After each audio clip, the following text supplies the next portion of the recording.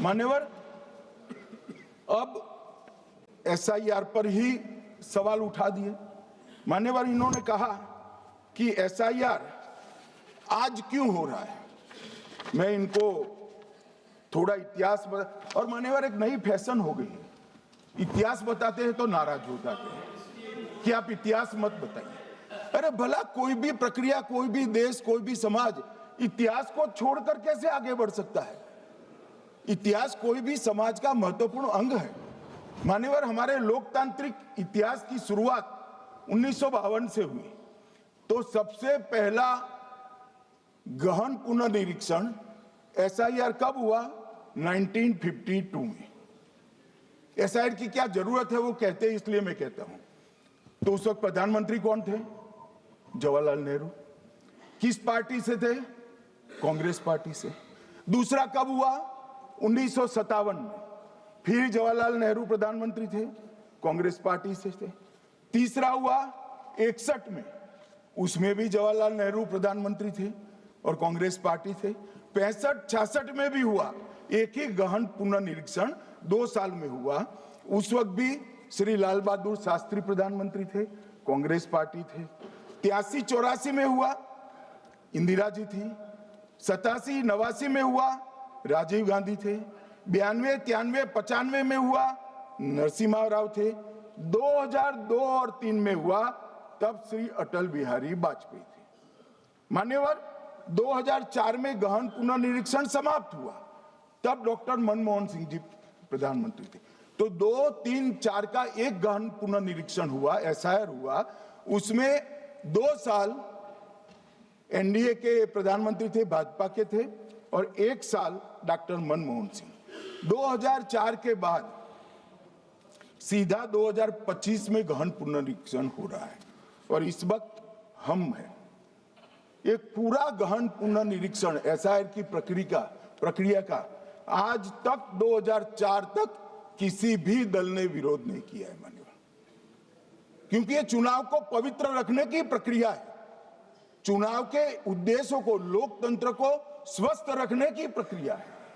अगर लोकतंत्र में चुनाव जिसके आधार पर होते हैं वो मतदाता सूची ही प्रदूषित है, तो चुनाव कैसे साफ और सुथरे हो सकते हैं। मानो समय समय पर मतदाता सूची का गहन पुनर्निरीक्षण जरूरी है, इसलिए चुनाव आयोग ने फैसला किया कि 2025 में इसको किया जाएगा। मान्यवर, एक बीच में एक घटना मैं जरूर कहना चाहूंगा। 2010 में एक चुनाव आयुक्त महोदय ने निर्णय किया कि रिटर्निंग ऑफिसर को मतदाता सूची में से नाम काटने का अधिकार नहीं है, और उसके बाद से किसी की मृत्यु हुई तो भी नाम नहीं कटते थे, कोई एक क्षेत्र से दूसरे क्षेत्र में गया तो भी नाम नहीं कटते थे।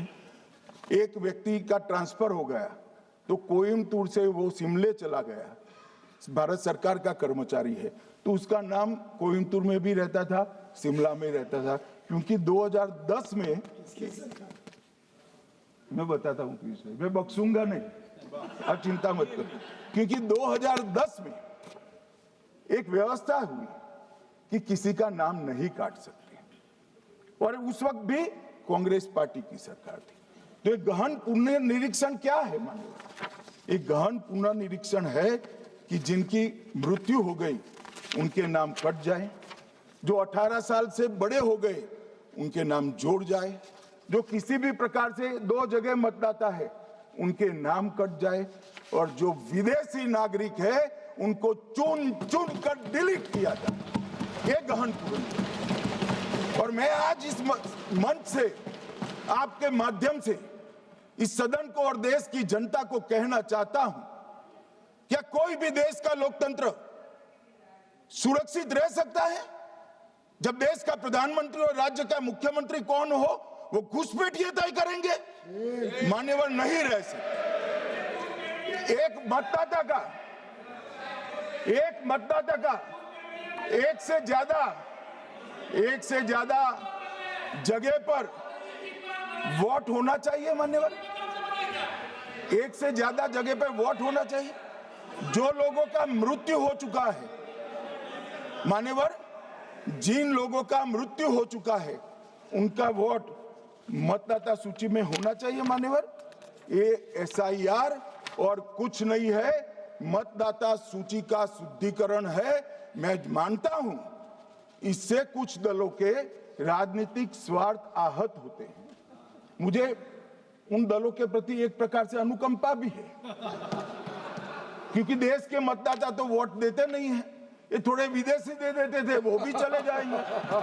मगर मान्यवर, क्या हमने भारत के नाते निर्णय करना पड़ेगा कि इस देश की संसद को चुनने के लिए, राज्य की विधानसभा को चुनने के लिए विदेशी को वोट देने का अधिकार देना है या नहीं देना है? और मेरा मत है, मेरा विनम्र मत है मान्यवर, कि ये नहीं देना चाहिए।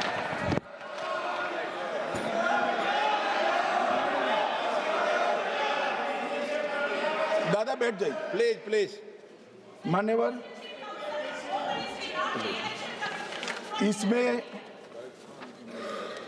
इसमें कानूनी स्थिति का प्रश्न नहीं है। अभी सांसद महोदया बोला कि इलेक्शन कमीशन का अधिकार नहीं है। लाल बाबू हुसैन 1995 में एक वाद हुआ मान्यवर, भारत की सर्वोच्च अदालत तक वो वाद पहुंचा। लाल बाबू हुसैन बनाम मतदाता रजिस्ट्रेशन ऑफिसर 1995 में इसका जजमेंट आया और उसमें अदालत ने स्पष्ट कहा, देश की सर्वोच्च अदालत ने कहा, मैं नहीं कह रहा, जहां मतदाता का नाम दर्ज किया जाना है वहां रिटर्निंग ऑफिसर ये सुनिश्चित कर सकता है कि आवेदक भारत का नागरिक है या नहीं है। ये लोग जो कहते हैं इलेक्शन कमीशन कैसे तय करेगा, ये इनकी ड्यूटी है और ये हमारा निर्णय नहीं है, भारत की सर्वोच्च अदालत का निर्णय है और हम सब भारत की सर्वोच्च अदालत के निर्णय से बंधे हुए हैं। किसी को भी अगर वेरीफाई करना है तो लाल बाबू हुसैन बनाम मतदाता रजिस्ट्रेशन ऑफिसर 1995 का जजमेंट निकालकर मान्यवर दे दे। मान्यवर, विपक्ष के नेता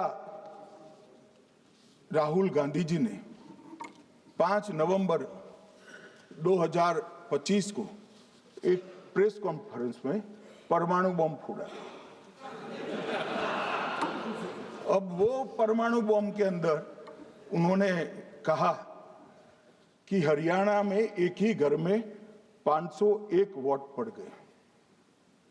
चुनाव आयोग ने इतनी स्पष्टता करी कि हाउस नंबर 265 कोई छोटा मकान नहीं है और 1 एकड़ का पुश्तैनी प्लॉट में अनेक परिवार बस रहे हैं, मगर वहां हर परिवार के घर का नंबर नहीं दिया गया है, इसलिए सब जगह हाउस नंबर 501 दिया गया और एक परिवार की तो 3 पीढ़ियां साथ में रह सकती है। और पुराने नंबर से ही जब हरियाणा में कांग्रेस की सरकार चुनी गई तब से ये नंबर इसी तरह से चल रहा है। ये ना कोई फर्जी घर है ना फर्जी वोटर है। मान्यवर, वोट चोरी का नैरेटिव बनाने के लिए मान्यवर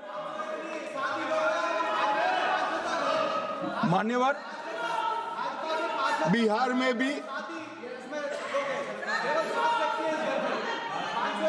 मेरा भाषण पूरा हो जाने दो। नहीं, आप अभी पूरा भाषण नहीं, कई बार नाम आएगा।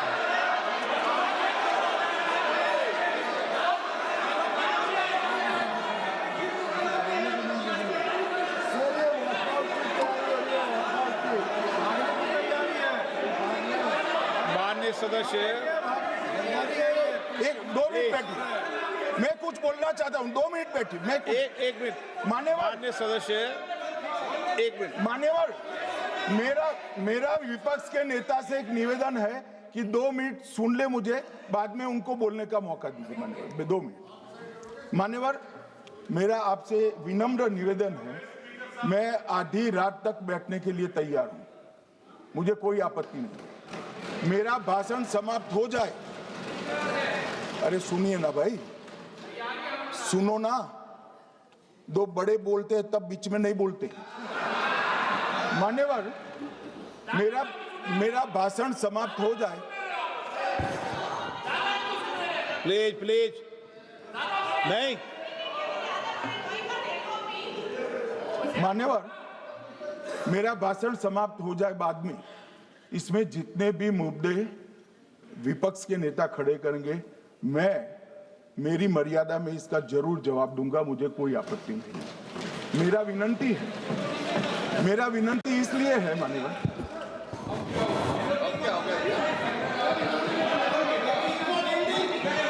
एक मिनट, उनको पूरी बात करने दें।